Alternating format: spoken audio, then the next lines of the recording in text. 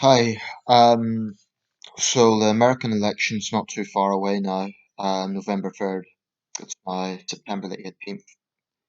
Um, One of the most important things I think outside of domestic politics in the United States is the winner's direction on China. I've been sort of looking at the Milk Tea Alliance forum. The Milk Tea Alliance is led by young people across Asian countries, particularly Hong Kong, but also Thailand, Taiwan, and other parts of East Asia and Southeast Asia, um, particularly focused on opposing the Chinese CCP, but also other totalitarian regimes in the region. Um, but a big thing has come up recently, or big debate focus has been on Biden versus Trump. And the posts have got a bit partisan. I don't know whether it's American contributors or it's just naturally got partisan because people have strong feelings on the positions and directions of these two men. Um, this is my take. I do not sort of buy into the PR that either side is putting out regarding, um, for want of a better term, the narrative that, for example, Trump has always been anti-CCP, or Beijing Biden, as his critics like to call him, is pro-CCP. I think both positions are false, and I'm going to try and break down why I feel that to be the case. This is an extremely important issue because right now the world is at a crossroads. There's a balance of power, there's a struggle going on, particularly between the United States and China. So, world first and second most powerful countries, respectively. Russia would be third place, and then the great powers like Britain, France, Japan, Germany, and so on. Um, but really, this is such a critical issue, and anyone who believes that the future of the world is in the West will need to be rooting for the United States.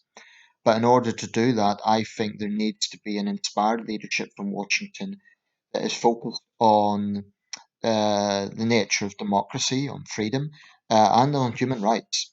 And I'm not overly convinced that Trump is a man who particularly cares about human rights. I am not convinced about that. And I think his track record raises a lot of questions. Now, here's the thing, on the surface, the Trump White House has been very tough on China. The rhetoric's been very tough, it's been belligerent, justifiably so. And I try to be fair to Trump, although I'm very critical of Trump. I try to be fair. So I'm not just anti Trump for the sake of it. I will give credit where credit's due. For example, I think the fact that the overall tone has changed is probably a good thing. That is to say, previous American and other Western institutions, governments, have really, really taken this path of let's just placate China, let's just hope that they change. Now, the Trump administration is, in a way, the first really to really, really vocalize that China is not friends with the West. China cannot be trusted, and it's time for change. So I do give the Trump administration credit for that. I think that's important.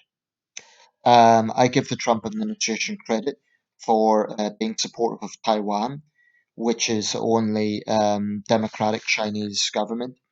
I give the Trump administration credit, particularly figure of Mike Pompeo as Secretary of State, credit for speaking out on the attacks on freedom of religion in China, which is a very important part of freedom. I mean, the right to have faith, and this is something atheists need to remember.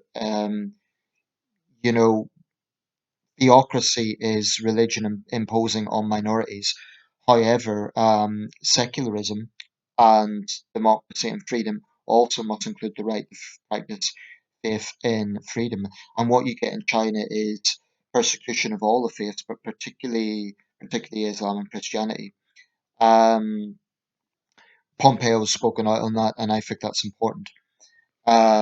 Much more so, I might say, than Pope Francis. Um, as for the trade war, I think that's probably more about economics. I have mixed views on that. But I do think Trump was right to criticize the World Health Organization. Withdrawing funding, I'm not sure if that's the right approach because it might just give China a propaganda victory. But the fact of the matter is, China did mislead the World Health Organization. I think, my city is going back into lockdown now. The whole world is paying the price for China's initial response to COVID. That's a fact. And I think the Trump administration has at least had the right rhetoric regarding this. Now, whether you want to say that the China virus is the right term or not, I know there is an argument that that stigmatizes Chinese Americans. I'm not sure about that. I would be okay with calling it the CCP virus. However, we can get really hung up on terminology. I think what really matters is direction. So I give the Trump administration credit where it's due. Now, this is the problem that I have with Trump supporters' blind defense, where they say, "Oh, it's Beijing, Biden, Trump's the only way to take on China." If you look at all these things, then yes, he has been strong. But you have to then look at his whole record. And Trump's whole record is not one that has been consistently anti-CCP. This is a man who literally called on China to investigate his domestic rival, Joe Biden. That was shameless. I mean, that is inviting a hostile foreign power to interfere in American politics. It's shameless. And that you can't just dismiss that as fake news. This is Trump's own words. Maybe they should look into Biden. Um,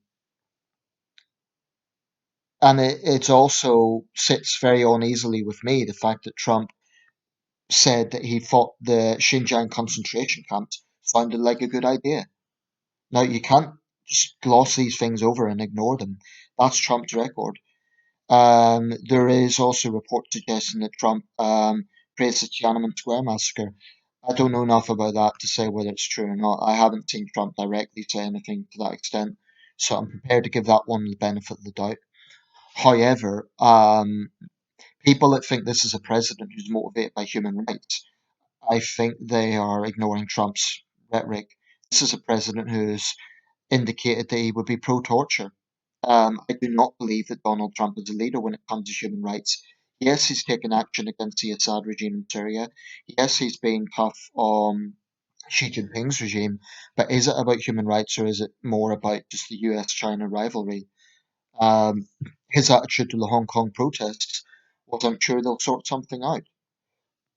So I'm just not convinced that Trump has been consistent on this.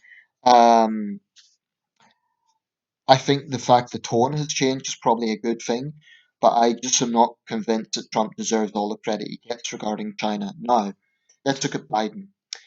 Joe Biden has a record of condemning human rights abuses in China. This goes back at least 8 years when he was vice president. He has vocally condemned human rights abuses in China. So the smear of Beijing Biden, I think, is unfair. I've even seen one ridiculous assertion that he only became wealthy after meeting the CCP. Well, as being vice president, there would have been times when Biden had to be diplomatic, meet with Chinese, I assume, foreign minister at that time, and so on. So people will nitpick maybe more diplomatic or positive statements that Biden has made. Um, I'm not overly enthusiastic about Biden on China. I do think he needs to be far more outspoken and stronger. I do think that, for example, he needs to really be getting on top of this because Trump is going to use this in the campaign. So Biden needs to vocally, unequivocally condemn China's role in the spread of coronavirus around the world. Although I think Trump deserves a lot of blame for the situation in the United States. Every leader needs to be judged on their own, including Boris Johnson here in the UK. It all comes down to the fact that China covered this up in those first critical weeks. And whilst I think every leader is responsible, every government is responsible for the situation in each country, I also think you can't ignore China's role. Biden needs to focus on that more because otherwise it will just give the Republicans ammo to say, oh, it's Beijing Biden, as Donald Trump Jr. did at the RNC. So Biden really, really needs to prove that he is not going to be weak on China. This isn't just tough for the sake of it, it's because it's the right approach. Biden needs to unequivocally condemn the concentration camps in Xinjiang. He needs to unequivocally condemn not just the attack on religious freedom, but also persecution of minorities in general in China, persecution of dissidents. And meanwhile, he also has to look at the American situation because, of course, China will fire back and say, oh, well, look at black people being shot by the police in America. They will use that to their advantage. You know, China loves the unrest that's going on in America right now. So Biden also needs to be very assertive on that. Strong leader will be humble enough to say, we have our own problems. We don't say we're perfect. We need to address this. Bill Clinton, when he had a press conference with, at that time, Jiang Zemin, the Chinese leader, who was nowhere near as powerful as Xi Jinping. But Clinton, to his credit, did vocally raise the human rights issue. He didn't gloss it over. He said, we have very clear differences on this. He brought that up. Um, but he also said that the United States isn't perfect. Justin Trudeau has said the West isn't perfect. So I think there is a pressure on Western leaders to not be silent when it comes to China, but also be assertive and diplomatic enough to um, to not let China play this game of whataboutery. And the way to do that is by recognizing our shortcomings. Whilst I don't think they're comparable to what's going on in China, it's just clever politics. Um, so personally, I'm uneasy about both candidates when it comes to China. I don't think Trump's being consistent, and I mean, I honestly think if being pro-China was good for Donald Trump, he would be pro-China.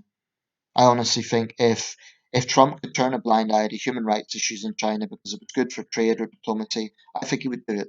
I really do. I'm not overly convinced. I think Trump supporters will just blindly support him no matter what he says or does. But I give credit where credit's due, and I do think that Biden needs to be a lot more outspoken. I have misgivings. If Biden becomes president, will we just see China walk over the United States and the West? I don't think that Biden is as far left as some of his critics claim, and I think he might be a stronger leader than some of his critics claim. I certainly don't think he's a puppet of China. However, I do think he could be more outspoken. That's my take. The issues here are too damn important for cheap partisan memes.